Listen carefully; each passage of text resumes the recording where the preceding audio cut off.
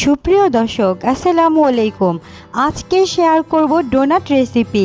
Tiffin বা বিকেলের নাস্তার জন্য দারুণ রেসিপি তেলে ভাজা ডোনাট। চাইলে এভাবে বানিয়ে নিতে পারেন, খেতে অসাধারণ হয়ে থাকে। প্রথমে একটি মিক্সিং বলে নিয়ে নেব 2 কাপ ময়দা, সাথে দিয়ে দেব 1 টেবিল চামচ ইস্ট এবং সাথে দিয়ে দেব 2 টেবিল চামচ চিনি, 1 চা চামচ লবণ এবং 2 টেবিল চামচ রান্নার সয়াবিন তেল। এখন প্রথমে হাত দিয়ে উপকরণগুলো খুব ভালোভাবে মিশিয়ে নেব। তারপর কুসুম গরম দুধ দিয়ে একটি সফট নরম ডো তৈরি করে নেব।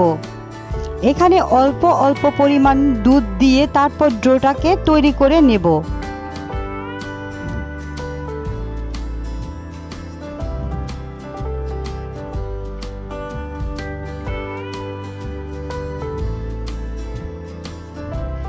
আমার এখানে 2 কাপ ময়দার জন্য 1 কাপ কুসুম গরম দুধ লেগেছে।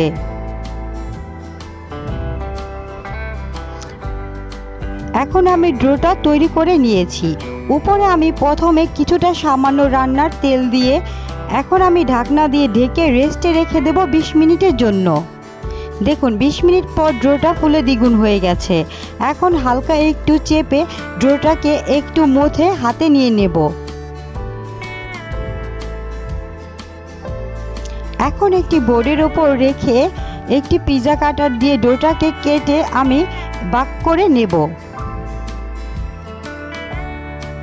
এখানে আমি 8টি ভাগে ভাগ করে নিয়েছি, আপনারা চাইলে কম বেশি করতে পারেন।